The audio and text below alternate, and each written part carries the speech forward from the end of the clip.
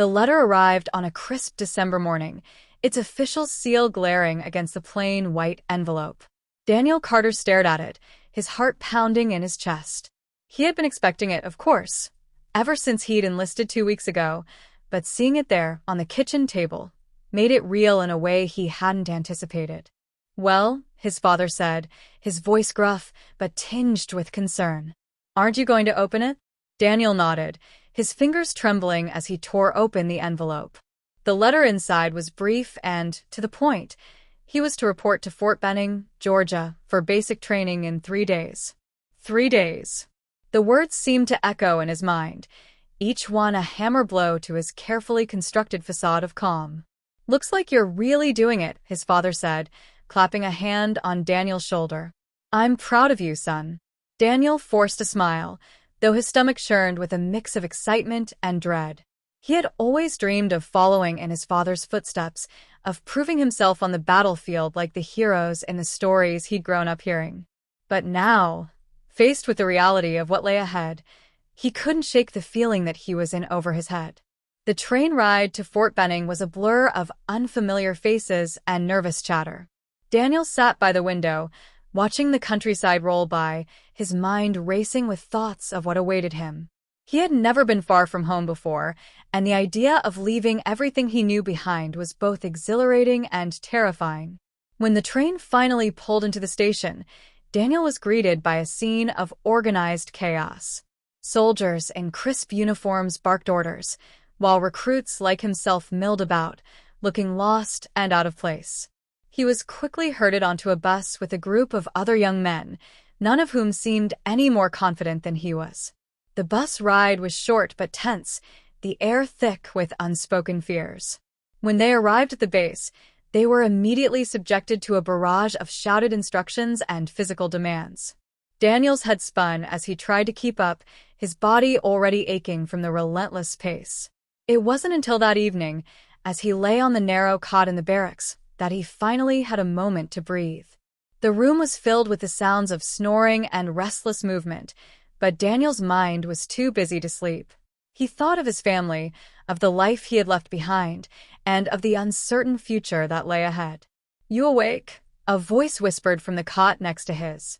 Daniel turned to see a young man with a mop of curly hair and a nervous grin. "Yeah," he replied softly. "Can't sleep." "Me neither," the other recruit said. "I'm Sam, by the way. Sam Riley." "Daniel Carter," Daniel said, shaking Sam's outstretched hand. "Where are you from?" "Ohio," Sam said. "You?" "Georgia," Daniel replied. "Small town you've probably never heard of." Sam chuckled. "Same here. Guess we're both a long way from home." They talked for a while, their voices low so as not to disturb the others. Daniel found himself relaxing for the first time since he'd arrived, the camaraderie easing some of his anxiety. By the time they finally drifted off to sleep, he felt a glimmer of hope. Maybe, just maybe, he could get through this. Basic training was a grueling ordeal, designed to break them down and build them back up as soldiers. The days were long and exhausting, filled with endless drills, marches, and exercises. Daniel's body ached in ways he hadn't thought possible, but he pushed through the pain, determined not to fail. It was during a particularly brutal obstacle course that Daniel first met Sergeant Henry "Hank" Miller. Hank was a grizzled veteran of the First World War, his face lined with scars and his eyes sharp with experience. He barked orders with a voice that could cut through steel, and he had no patience for weakness or excuses. "Carter," Hank shouted as Daniel struggled to climb over a wall. "You call that effort? Move your ass, soldier." Daniel gritted his teeth and pushed himself harder, his muscles screaming in protest. He could feel Hank's eyes on him, judging his every move, and he was determined not to let the sergeant down. By the end of the course, Daniel was drenched in sweat and barely able to stand, but he had made it. Hank gave him a curt nod, the closest thing to praise Daniel had seen from him. "Not bad, Carter," Hank said. "But don't get cocky. You've got a long way to go." Daniel nodded, too exhausted to respond. But as he caught Sam's eye across the field, he couldn't help but smile. They were in this together, and that made all the difference. Weeks turned into months, and slowly but surely, Daniel and his fellow recruits began to transform into soldiers. They learned how to shoot, how to march in formation, and how to follow orders without question. They also learned how to rely on each other, forming bonds that would carry them through the darkest days ahead. It was during a night exercise that Daniel truly understood the importance of those bonds. The recruits were tasked with navigating a mock battlefield in the dark, using only the stars and their training to guide them. Daniel was paired with Sam, and together they crept through the shadows, their hearts pounding with every sound. At one point, they stumbled upon a group of enemy soldiers, other recruits playing the role of the opposition. Daniel and Sam froze, their minds racing as they tried to figure out what to do. "We can't take them head-on," Sam whispered. "There's too many." Daniel nodded, his eyes scanning the area for an alternative route. "There," he said, pointing to a narrow path that led around the enemy's flank. "We'll go around." They moved quickly and quietly, their training kicking in as they avoided detection. When they finally reached the objective, they were greeted by Hank, who was waiting with a rare smile. "Good job, boys," he said. "You used your heads out there. That's what'll keep you alive." Daniel felt a surge of pride, but it was tempered by the knowledge that this was just a simulation. The real thing would be far more dangerous and far more deadly. Part 2. Baptism by Fire. The day finally came when Daniel and his squad were shipped overseas. They boarded a troop transport bound for England, the air thick with tension and anticipation. For many of the men, it was their first time leaving the country, and the reality of what lay ahead was beginning to sink in. Daniel spent most of the voyage on deck, staring out at the endless expanse of ocean. He thought of his family, of the letters he had written but not yet sent. He thought of the stories his father had told him about the Great War, of the camaraderie and the horrors that came with it.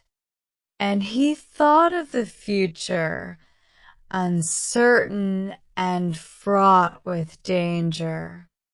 When they finally arrived in England, they were given a brief respite before being sent to the front lines.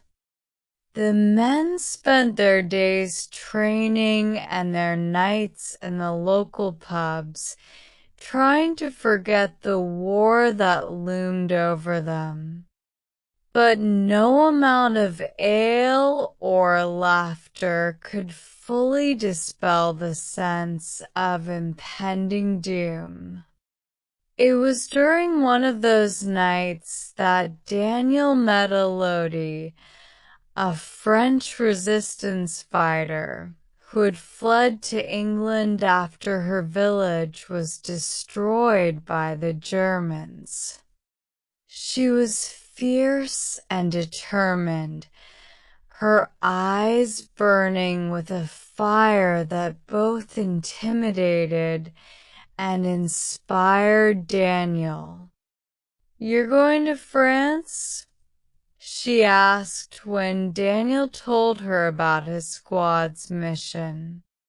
"Yes," Daniel replied. "We're part of the invasion force." Élodie nodded, her expression grim. "Be careful," she said. "The Germans are ruthless. They will show no mercy." Daniel felt a chill run down his spine. but he nodded.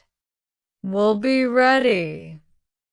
The day of the invasion dawned gray and stormy, the waves crashing against the sides of the landing craft as they approached the beaches of Normandy. Daniel's stomach churned with a mix of fear and adrenaline, his hands gripping his rifle so tightly his knuckles turned white. "Remember your training," Hank shouted over the roar of the engines. "Stick together, watch your flanks, and don't stop moving." The men nodded, their faces pale but determined.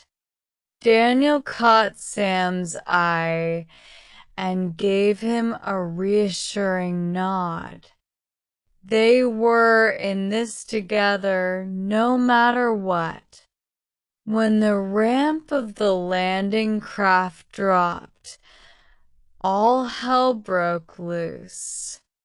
German machine guns opened fire, their bullets tearing through the air and cutting down men before they even reached the shore. Daniel sprinted across the sand, his heart pounding in his chest as he dodged bullets and explosions. He dove behind a concrete barrier, his breath coming in ragged gasps. Around him, men were screaming, dying, and fighting for their lives.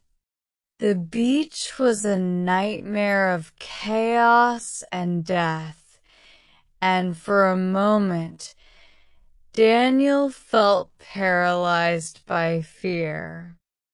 But then he heard Hank's voice, shouting orders above the din. "Move, Carter.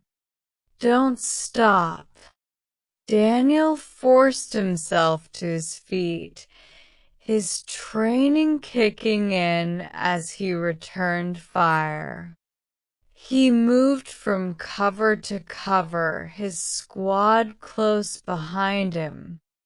They fought their way up the beach, inch by bloody inch, until they finally reached the relative safety of the cliffs.